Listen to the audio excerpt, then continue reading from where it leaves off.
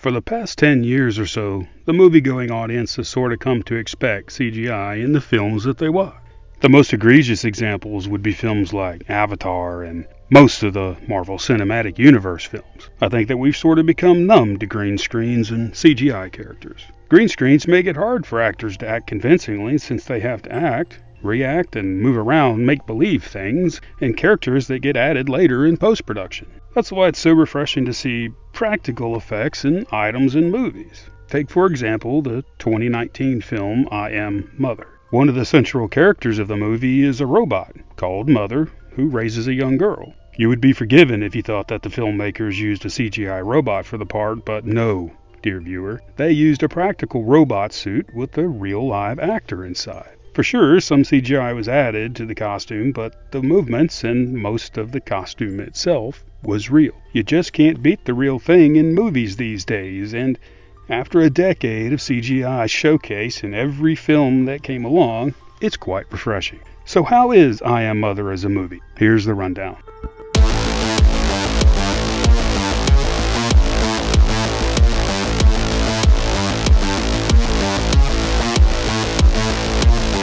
I Am Mother is set in a future world where a plague has pretty much decimated the human race. Having planned ahead, there is a special bunker where the robot, Mother, tends to a number of human embryos.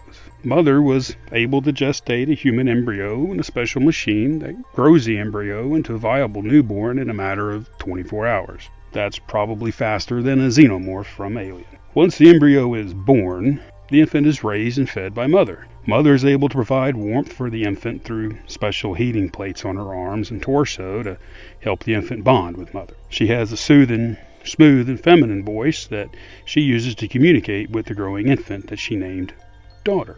We see a montage of Daughter as Mother tends to her through her infancy, toddler years, and into adolescence.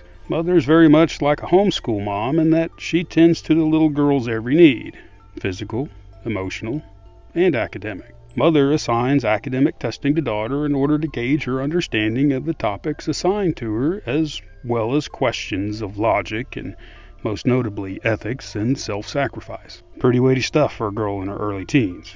As the movie progresses, we come to find that Daughter has curiosity and a rebellious streak in her. Like many teenagers, Daughter seeks to learn on her own behind Mother's back. What she's interested in is, of course, what is forbidden. Daughter is forbidden from going outside the airlock to the outside world, as there is a pathogen still active outside that could kill Daughter. For sure, the same pathogen that wiped out the human race. As Daughter grows older, she grows more curious about the forbidden outside world.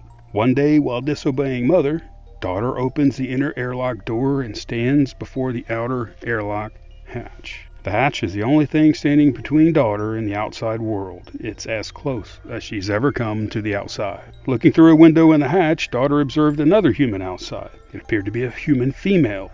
How could this be when the pathogen outside should be fatal to humans? Daughter defiantly allows the human female inside and hides her from Mother. Thus begins the twisting of the plot. I won't spoil the rest of the plot and the ending here. I think you will probably come upon the final revelation of the plot on your own as the pieces fall into place. Even though you probably see it coming, it's a satisfying conclusion. The film is well acted in general. The star of the show, Daughter, is played by Clara Rugard. She carried much of the film on her own young shoulders. As the only human for much of the movie, she was able to show the emotion we might expect as a young teenager all alone in the world aside from a maternal robot as her only company. We see her at first as quite content with the way things are. Mother says, Daughter does. As she grows older, you're able to see her independence begin to influence her decisions. It's as much a coming-of-age problem that perhaps Mother isn't prepared for or simply can't comprehend as a machine. Speaking of Mother, the robot Mother is played by Luke Hawker. You won't see him or hear him, but inside that robot costume, he turns in a magnificent performance acting out the mannerisms of a robot programmed to care for and rear children. Perhaps Luke, being a man, attempting to mimic the maternal mannerisms of a robot caring for an infant is what makes the performance as Mother so believable. Mother's mannerisms are indeed maternal, but just a little bit off. Juxtapose those mannerisms with the calming and feminine voice of Rose Byrne, who voices Mother. Byrne is able to provide a soothing voice for Mother that comes across with just a touch of what's the word I'm looking for? Sterility? Coldness? Blandness? Flatness? I've got it. Lifelessness. Mothers need time to learn. Raising a good child is no small task. For all its beauty, Byrne's voice and inflections come across as lifeless, as one might expect from a robot. It's a close but no cigar attempt at a motherly voice. It comes across perfectly, especially when she has to use her mom voice.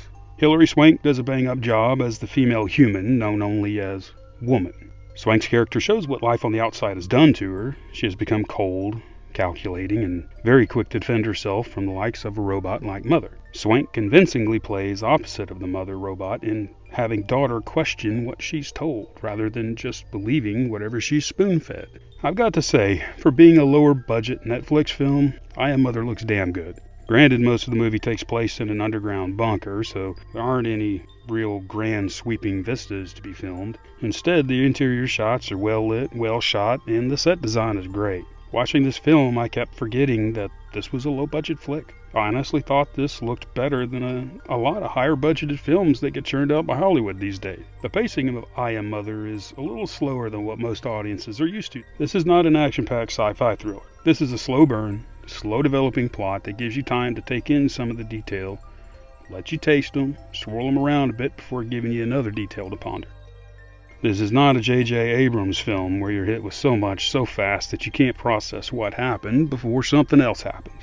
You get to process all of the details and see the plot unfold. Will the plot go this way, or will it go that way?